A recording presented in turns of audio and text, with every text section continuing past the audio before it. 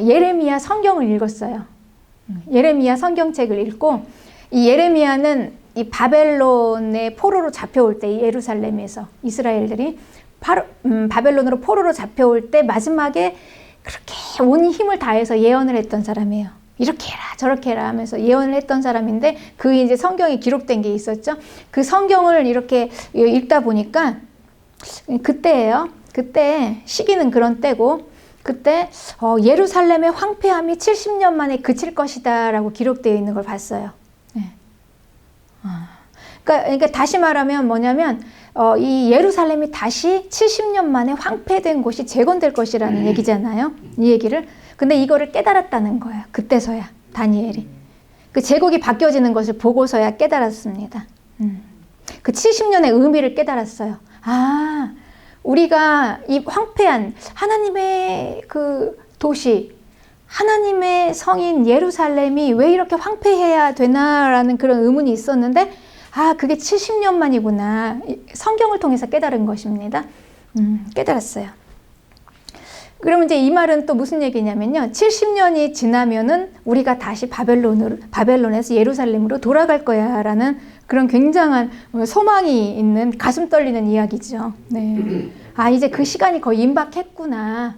이렇게 대충 보니까 70년이 가까이 왔네. 네.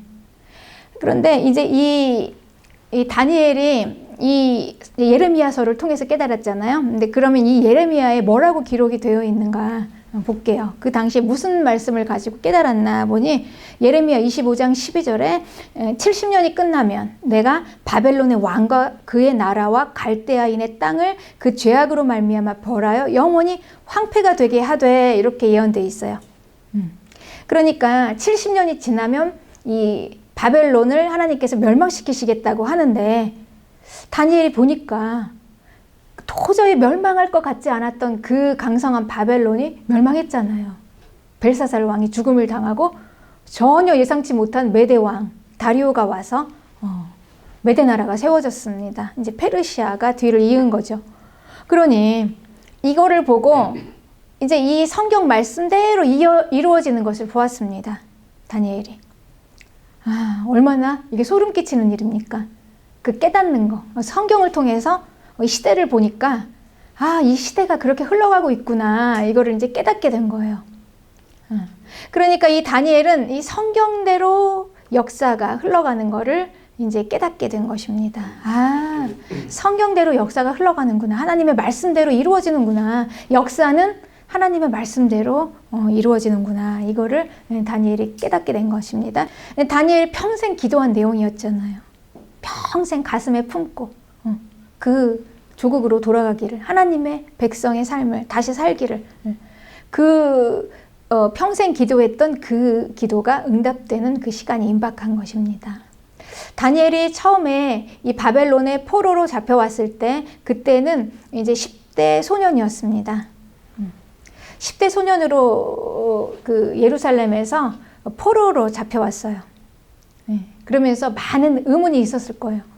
왜 하나님은 그렇게 무능력하신가? 바벨론의 신인 마르독보다 못하신 하나님이신가? 우리를 버리신 것인가? 여러 가지 의문이 났겠죠. 참 풀릴 수 없는, 다 알 수 없는 그런 의문들을 가지고 왔습니다. 왜 나의 삶 속에서 이런 일이 일어나야 하는가? 다 이해할 수 없고 알 수 없는, 때로는 이해할 수 없으니 원망도 하고 탄식도 하는, 그렇게 시작된 기도였습니다. 다 이해할 수 없지만 그럼에도 불구하고 그냥 하나님의 백성의 존재감을 지키겠다. 그래서 다니엘은 그때 뜻을 정해서 자기 신앙을 지키고 70년이 이제 지났습니다. 그럼 바벨론이 왜 예루살렘에 왜 이스라엘이 바벨론의 포로로 잡혀가게 되었을까요? 그때만 해도 다니엘은 정확하게 깨닫지를 못했습니다. 명확하게. 우리도 그렇잖아요. 우리의 일들을 하나님 다 이해할 수 없잖아요. 하나님 하시는 일들을 다 정답을 얘기할 수 없잖아요. 이게 이렇습니다. 이게 이렇습니다. 정답을 이야기하는 게 그게 오히려 더 이상하죠. 우리가 어떻게 다 하나님의 뜻을 알겠습니까? 바벨론의 포로로 된 이유를 이스라엘은요, 정답을 확실하게 알지 못했어요. 깨닫지 못했기 때문에 그렇습니다. 근데 하나님은요, 분명히 뭔가 뜻이 있으셨겠죠. 우리가 모를 뿐이지. 그렇죠? 그렇습니다. 그러니까 이제 하나님은 이스라엘을 지극히 사랑하셨습니다. 얼마나 사랑하셨는지 몰라요. 그런데 하나님은 그냥 말로만 사랑하신 게 아니고요. 정말 최선을 다해서 할 수 있는 만큼 해서 다 사랑하셨습니다. 그리고 그 사랑을 표현을 했어요, 또. 그러니까 곳곳에서 이사야서에 보면은 너를 내 손바닥에 새겼다고 그랬거든요. 그러니까 영원한 하나님의 영원한 손바닥에 새겨 있으니 누가 그걸 버리겠습니까? 그 사랑을 끝까지 버리지 않겠다는 거잖아요, 하나님이. 근데 이스라엘은 하나님의 그 사랑을 깨닫지 못했습니다. 제대로 보는 눈이 없기 때문에. 그러니까 그 사랑을 받을 줄 몰랐죠. 그러니까 사랑을 우리가 하는 것도 중요하지만요, 사랑을 받는 것도 이렇게 중요합니다. 사랑을 받을 줄도 모르면 그 사랑이 의미가 없어요. 아무리 하나님의 그 완전한 사랑이라도 그 사랑을 받을 줄 모르면 의미가 없습니다. 그때 이제 말라기서 1장 2절에 보면은 여호와께서 이르시되 내가 너희를 사랑하였노라 이렇게 얘기했어요. 그랬더니 너희는 이르기를 주께서 어떻게 우리를 사랑하셨습니까? 이렇게 반문합니다. 그러니까 그 사랑을 믿지도 않았지만 또 무시하고 멸시했어요. 어떻게 사랑하셨는데요? 언제 사랑하셨는데요? 이게 과연 사랑하시는 겁니까? 이렇게 했다는 것입니다. 네. 그러면서 보니까 이방신들이 보니까 더 좋아 보여요. 바벨론의 마르륵이 더 멋있어 보이는 거예요. 더 힘세 보여. 위대해 보이고. 이게 남의 떡이 커 보인다라는 말이 있죠. 이게 왜곡입니다. 왜곡. 잘못 보는 거죠. 틀리게 보는 거. 근데 남의 떡이 커 보이는 거예요. 그래서 여호와 하나님은 우스워 보이고 그 사랑은 멸시하면서 다른 신들이 더 위대해 보이고 크니까 어떻게 되겠습니까? 그 신 따라가죠. 그러니까 이제 우상숭배를 하게 되는 것입니다. 우상숭배. 이게 외도입니다. 내 남편, 내 아내는 우스워 보이고 바깥에 있는 이제 남자가 또 여자가 대단해 보이는 겁니다. 커 보이죠. 그러니까 외도를 하는 것입니다. 이게 우상숭배입니다. 하나님을 버리고 외도한 거. 그러니까 우리도 하나님보다 더 강해 보이는 게 있잖아요. 그래서 그걸 의지하잖아요. 하나님 한 분만 의지하면 되는데 하나님은 조금 뭔가 1% 부족한 것 같아요. 근데 밖에 보니까 저기 세상의 힘이, 저 권세가, 저 사람이 힘이 더 세 보여. 그래서 사람을 의지하고 이런 것입니다. 세상을 의지하고. 그래서 하나님보다 더 의지하고 더 사랑하고 더 쫓아가고 여전하죠. 그때나 지금이나 그렇습니다. 하나님을 완전히 신뢰하지 못하는 그 마음은요, 시대가 변해도 똑같습니다. 얼마나 하나님의 마음을 아프게 했습니까? 이스라엘이. 그쵸? 얼마나 아팠겠습니까? 사랑하는 사람이 더 아파요. 그 사랑이요, 아프지 않고는 사랑할 수가 없는 거예요. 사랑하기 때문에 아픕니다. 하나님의 마음이 아프셨어요. 그리고 결국 그 관계가 깨어집니다. 깨어져요. 어떻게 이어질 수가 있겠습니까? 깨어져요. 그러니까 하다 할 수 없으니까 하나님께서요, 바벨론에 던져 놓으신 것입니다. 안 되니까. 그러니까 버리신 게 아니에요. 그냥 던져 놓으신 거예요. 그냥 놔둔 거죠. 그리고 다시 회복하고 돌아오게 하기를 하나님께서는 바라시면서 그냥 던져 놓으신 거예요. 그러니까 너무 그 한쪽 그 사랑을 해도요, 사랑을 못 받고 그 마음이 너무 강팍하게 그냥 꽉 그 마음을 열지 않고 있으면은요, 안 돼요. 관계가 어떻게 해볼 수가 없습니다. 어떻게 해볼 수가 없습니다. 그래서 17절에 하나님이 바벨론에 넘기셨다. 이유가 그렇다. 너무 정당하게 하나님이 공의롭게 하신 것이다. 그러니 망할 때는요, 하나님의 말씀이 안 들립니다. 안 들려요. 참 뭐에 홀린 듯이 그냥 정신없이 죄에 끌려갑니다. 그러고 망하는 것입니다. 그때는 마음이 높아지고 강팍해지기 때문에, 그래서 말씀이 안 들리는 것입니다. 그러니 하나님의 말씀이 들릴 때가 여러분 얼마나 큰 축복입니까? 그때는 우리 마음이 낮아지고 겸손해지고, 그래서 말씀이 들리는 것입니다.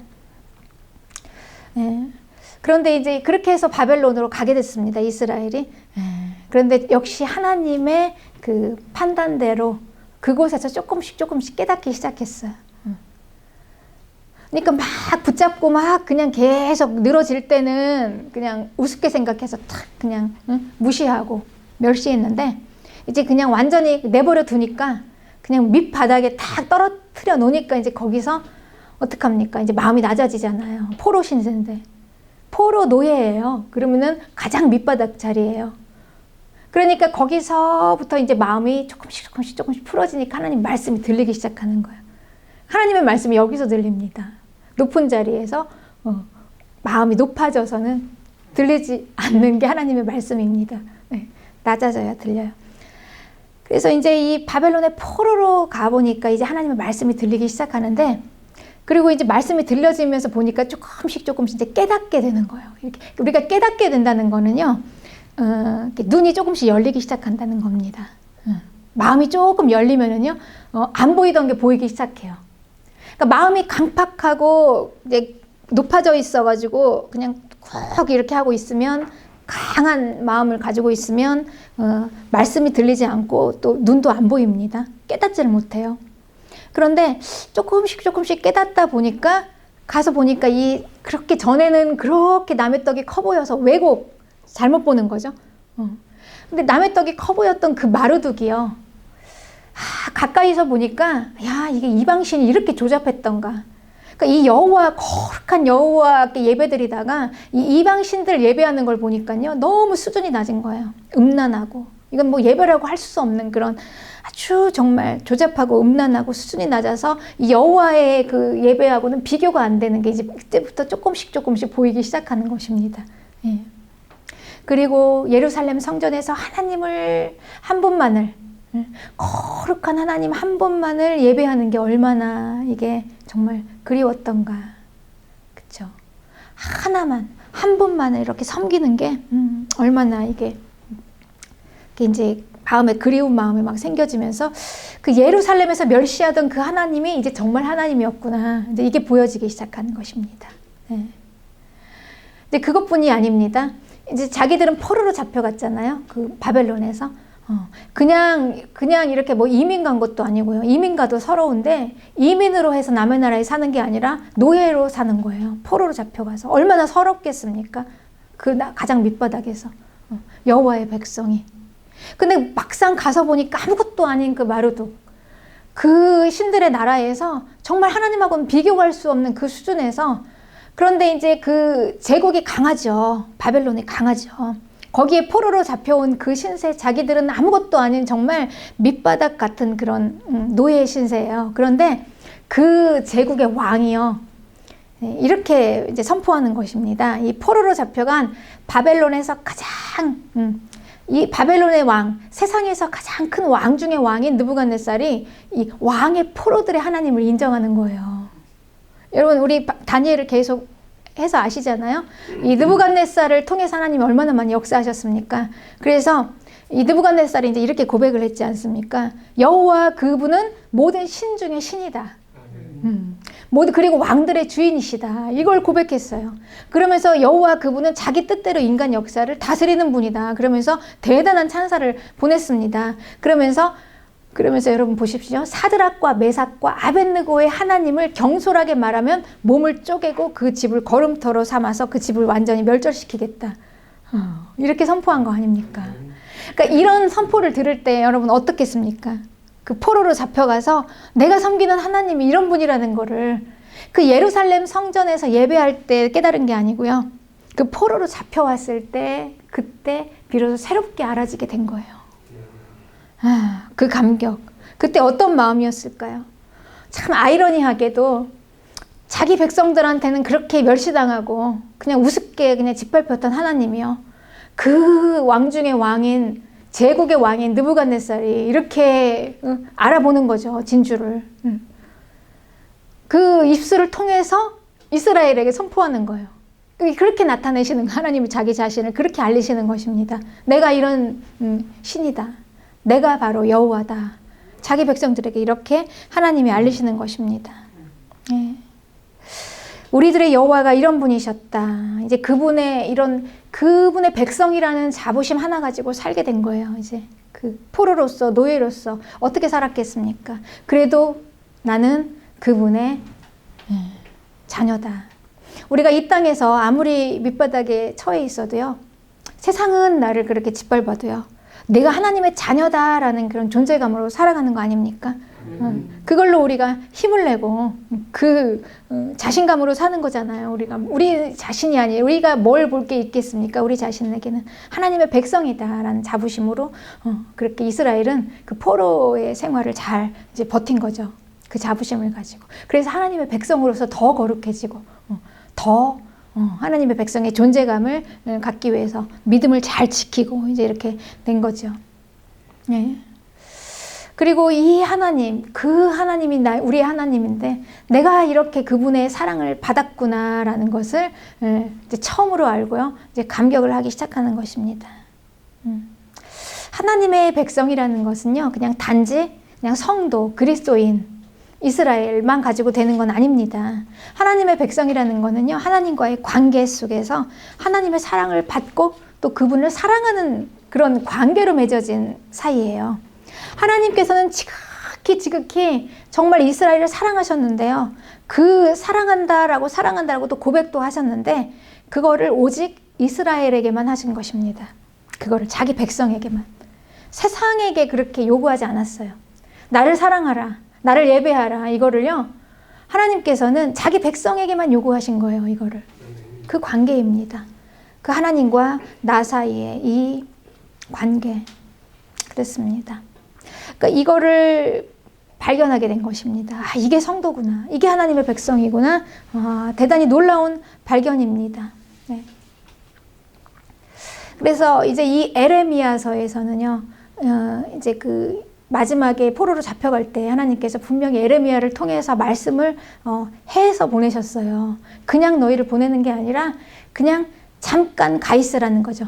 잠깐 가 있어라. 그럼 내가 다시 너희들을 회복하겠다라고 하나님께서 또 말씀까지 다 해주셨습니다. 그런데 그때는 그게 안 들려요. 그쵸? 하나님이 말씀해 주셔도요, 그 때가 있어서요, 아니면 안 들립니다. 도무지. 그때까지 바벨론에서 그냥 살아라. 포로로 살아라. 라는 거죠. 그럼 이제 거기서 회개하고 하나님 앞으로 돌아올 것이다. 이게 이제 하나님이 예레미야를 통해서 이제 그들에게 말씀하셨던 건데, 이제 그게 깨달아지지 않고 그게 안 들렸다가 이제는 이제 깨달아지기 시작하는 것입니다. 다니엘은. 이제 다니엘이 이제 성경을 통해서 시대를 분별하면서 이 하나님의 말씀대로 이 시대가 이루어지는 것을 이제 깨달았잖아요. 이제 그 깨닫고 보니까 그 말씀이 이제 명확하게 알아지는 거예요. 명확하게 정리가 돼요. 그리고 나서 비로소 이제 뭘 하게 되냐면 진정으로 회개하는 것입니다. 진정한 회개 기도가 여기에서 나옵니다. 그래서 이제 오늘 그 다니엘의 기도, 오늘 본문은 이 다니엘의 자기 자신과 나라와 민족을 위해서 중보하며 진정한 회개를 하는, 이 부분에 대해서 회개하는 기도의 내용입니다. 이제 이스라엘이 이 바벨론의 포로로 잡혀오고 정말 이 이스라엘 백성의 명확한 정말 마음을 다하는 그 진정한 회개 기도의 내용들, 구구절절한 내용들이 지금 이 다니엘서에 나와 있습니다. 회개. 그 다니엘이 이렇게 이제 이런 마음으로 이제 기도를 하니까 이제 첫째 회개를 하게 되면 하나님과의 관계가 회복이 돼요. 하나님과의 관계. 그러니까 하나님이 누구신지를 제대로 보는 거예요. 전에는 그냥 하나님에 대한 막연했습니다. 하나님이 누구신지에 대한 하나님에 대한 인식이. 때로는 나에게 내 생활을 도와주시는 분 이렇게 봤잖아요. 내 자녀를 도와주시고 돈을 벌게 하시고 이렇게 봤잖아요. 우리가 하나님을. 그런데 제대로 보게 되니까 그거는 그냥 아무것도 아니에요. 큰 가치가 아니에요. 따라오는 거지. 정말 중요한 건 뭐냐?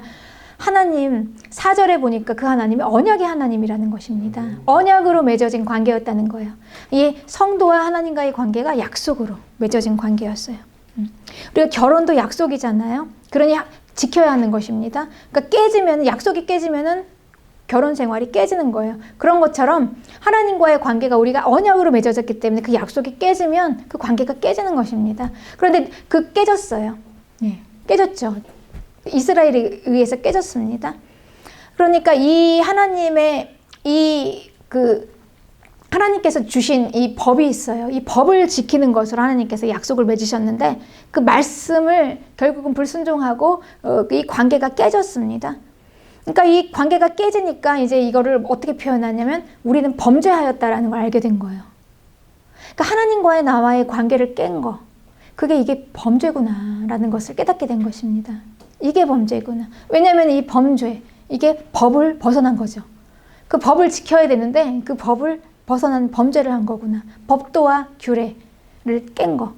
그리고 반역하고 폐역하고 행악하고 범죄했던 거. 그래서 9장 6절에 우리가 또 주의 종 선지자들이 주의 이름으로 우리의 왕들과 우리의 고관과 조상들과 온 국민에게 말씀한 것을 듣지 아니하였나이다. 약속으로 맺어진 관계가 하나님의 말씀을 주시고 그 말씀을 지킴으로써 이어져 가는데 그 말씀을 듣지 않았어요. 그러니까 우리 모든 문제가 바로 여기서 시작되었다는 것입니다. 말씀을 듣지 않는, 불순종하는. 그러니까 이스라엘은 스스로 자기가 언약을 깨어버린 거예요. 하나님을 떠나서. 그리고 말씀을 지키지 않아서. 그러니 이 하나님의 말씀에 불순종한 게 이렇게 큰 타격이 있다는 거를 이제 비로소 깨닫게 된 거죠. 네. 그래서 그 결과는 어떻게 되었냐. 결국 포로로 수치를 당하게 된 것입니다. 결과가. 그래서 삶이 무너졌다라는 거죠. 네.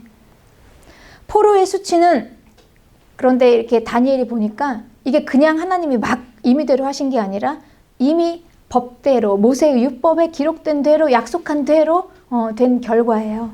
네, 언약의 결과입니다. 그러니까 하나님이 얼마나 이 질서대로 모든 걸 운행하시는지 법대로 행하시는지. 그러니까 이 모세의 율법에는요 순종과 저주의 약속이 기록되어 있어요. 하나님의 말씀을 들으면 축복이요.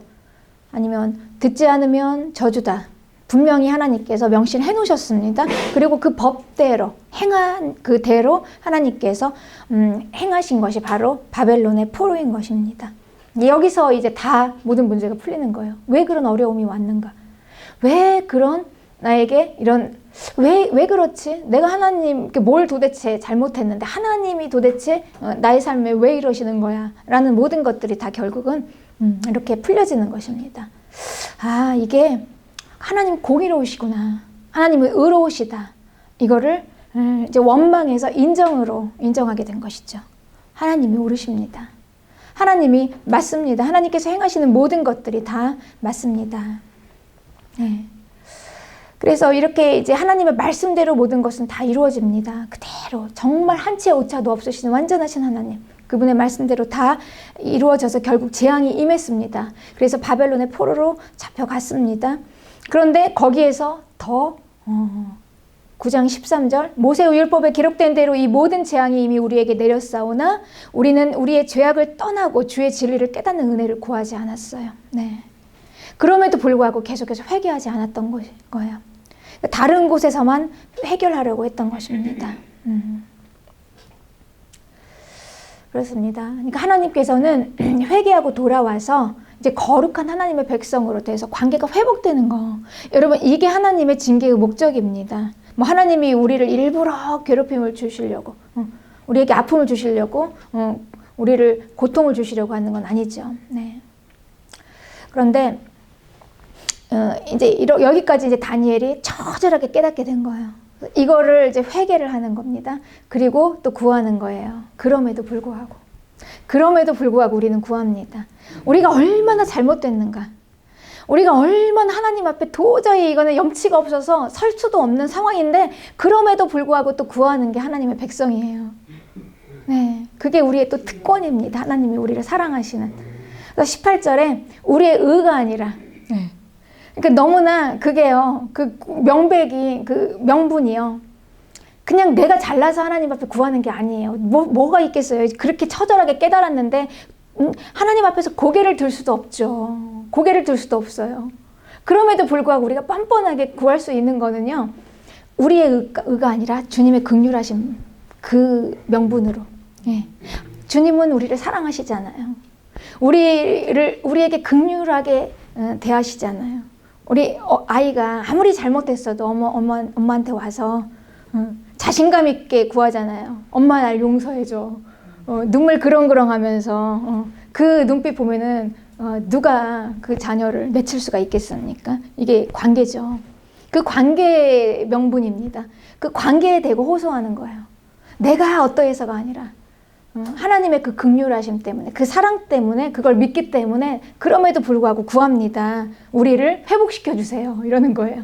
예루살렘으로 가서 예루살렘 성을 다시 회복시켜 주세요. 그래서 그 기도를 한 것입니다. 그런데 이제 이 다니엘의 그 기도가 기가 막힌 게요. 저는 이 다니엘의 기도를 이렇게 묵상하면서 야, 정말 이렇게 기도하는구나. 그러니까 이 기도는 아무나 할 수 있는 게 아니라요. 정말 하나님과의 관계가 완전히 회복되어서 하나님 그분이 누구신가를 확실하게 알고 또 내가 누구인지를 알면서 이 모든 상황을 정확하게 인식하고 하는 기도입니다. 그렇지 않고는 이런 기도가 나올 수가 없어요. 이제 그러면서 이렇게 어디에다가 호소를 하냐면요. 이렇게 얘기를 해요. 하나님은 얼마나 위대하십니까? 그러니까 홍해를 가르시면서 온 세상에 하나님의 이름이 높아졌어요. 다 누구든지 알게 됐어요. 여호와 대단하시다. 홍해를 갈랐다. 그 백성을 위해서. 그래서 온 세상들은요. 그 여호와를 대단하게 봤어요. 그 소문이 다 퍼졌습니다. 그리고 덕분에 그분의 백성인 이스라엘까지 유명해졌어요. 아무도 건들 수가 없는 이스라엘. 그 높으신 그 명성을 한순간에 그 명성이 떨어졌습니다. 이스라엘 때문에. 바벨론 포로로 또 잡혀가면서 그런 일도 없었습니다. 어떻게 이런 일이 있을 수가 있을까? 그 여호와의 백성이 이렇게 처참하게 망하냐. 그러니까 망해도 그냥 망하는 게 아니라 처절하게 이렇게 망할 수가 있을까? 그냥 완전히 싸그리 그냥 다 바벨론 땅으로 옮겨가고요. 그 성전은 다 그냥 회파가 돼버렸습니다. 부서졌어요. 그리고 그 황폐하게 됐어요. 그 도시가. 아무것도 남겨지지가 않았어요. 그것도 또 하나의 이야기거리죠. 어떻게 이렇게 될 수가 있을까? 온 세계 이야기거리가 돼버린 거예요. 그러니까 결국은 이게 왜 이렇게 됐습니까? 우리 때문에 이렇게 된 게 아닙니까? 하나님은 그러시지 않은데. 그쵸? 그러니 우리가 세상은요, 그 세상 사람들이 잘못하면 하나님을 욕하지 않아요. 그런데 성도가 잘못하면 하나님이 욕을 먹습니다. 관계 때문에 그렇습니다. 우리 이건 피치 못할 관계예요. 그 관계로 이어져 있습니다. 그러니 하나님은 그런 분이 아니신데 우리가 부족해서 우리가 못나서 우리 때문에 하나님이 이렇게 되셨으니 이제는 하나님 이제 그러지 마세요. 그거예요 지금. 이제는 그러지 마시고 하나님 자신을 위해서 좀 높이세요. 지금 이 기도입니다. 다니엘이. 이제 우리 생각하지 마시고 우리 생각하느라고 하나님께서 바벨론에 그냥 던져 놓으시느라고 하나님 그렇게 명예가 이름이 그냥 다 억울하게 땅에 짓밟혔잖아요. 사람들 앞에서. 하나님을 그렇게 오해하잖아요. 근데 이제는 하나님 우리 생각하지 마시고 하나님 자신을 생각하세요. 하나님을 위해서 이제는 하나님의 이름을 두신 그 예루살렘 성을 회복해 주십시오. 이렇게 기도하는 것입니다. 여러분 얼마나 이게 막 마음에서 막 뜨거운 게 올라오면서 하는 이 기도예요. 그렇지 않고는 하나님을 정말 사랑하고 하나님을 정말 생각하지 않고는 이렇게 기도할 수가 없어요. 이게 정말 다니엘의 진심이었습니다. 이제는 하나님을 너무나 송구해서 우리 때문에 이렇게 하나님의 이름이 떨어진 게 너무 송구해서 이제 하나님 자신을 위해서 이제 이름을 높이십시오. 그래서 9장 19절에 주여 들으소서, 주여 용서하소서, 주여 귀를 기울이고 행하소서, 지체하지 마옵소서, 나의 하나님이여 주 자신을 위하여 하시옵소서. 이는 주의 성과 주의 백성이 주의 이름으로 일컫는 바 됨이니이다. 이렇게 다니엘이 기도했습니다. 네. 그래서 이 다니엘의 기도가 끝나고요. 이 다니엘의 기도가 응답을 받는데요. 얼마나 하나님이 기쁘셨든지 이 기도를 응답하시는데 그냥 그 하루 저녁이 다 지나가기 전까지 그 하루가 되기 전까지 그 저녁 기도하기 전에 천사가 날라왔어요. 가브리엘이 응답을 주려고 막 날라왔습니다. 다니엘에게. 부랴부랴. 빨리 날라왔다. 이렇게 표현되어 있습니다. 다니엘이 한 그 기도의 내용에. 그리고 이제 하나님이 그 다니엘에게 다니엘이 한 기도에 대해서 가브리엘을 통해서 응답을 주시는데요. 어떤 응답을 주시냐면요. 24절 내용을 쭉 보면은 다니엘 기도의 응답은 바로 이제 허물이 그치고 죄가 끝나고 죄악이 용서되고 영원한 의가 드러나고 환상과 예언이 응하며 지극히 거룩한 이가 기름 부음을 받으리라. 그러니까 다니엘 기도의 그 응답은요, 이제 이거입니다. 그러니까 너의 백성을 위해서, 그러니까 너와 너의 백성을 위해서 예수 그리스도를 보내겠다라는 거죠. 다니엘 기도의 응답이 바로 구원자 예수 그리스도를 이 땅에 보내주시겠다 이것입니다. 그러니까 이게 바로 지극히 하나님의 크신 사랑, 그 민족을 향한 하나님의 크신 사랑을 무엇으로 증명하냐. 독생자 예수 그리스도, 내 아들, 하나밖에 없는 내 아들을 너희를 위해서 보냈다. 이게 바로 응답입니다. 이게 바로 증명입니다. 하나님께서 내가 너희를 사랑한다 했을 때 이스라엘이 말라기에 어떻게 우리를 사랑하셨습니까? 어떻게 우리를 사랑하셨습니까? 이렇게 반문했잖아요. 그거에 대한 증명입니다. 내가 어떻게 너희를 사랑했는지 내가 보여주겠다. 요한복음 3장 16절에 하나님이 세상을 이처럼 사랑하사 독생자를 주셨으니 이는 저를 믿는 자마다 멸망치 않고 영생을 얻게 하려 하시며. 요한복음 15장 13절에 사람이 친구를 위하여 목숨을 버리면 이에서 더 큰 사랑이 없다. 목숨을 버리는 것만큼 더한 사랑이 없다. 이 이상 어떻게 내가 사랑을 증명하냐라는 거죠. 그 사랑입니다.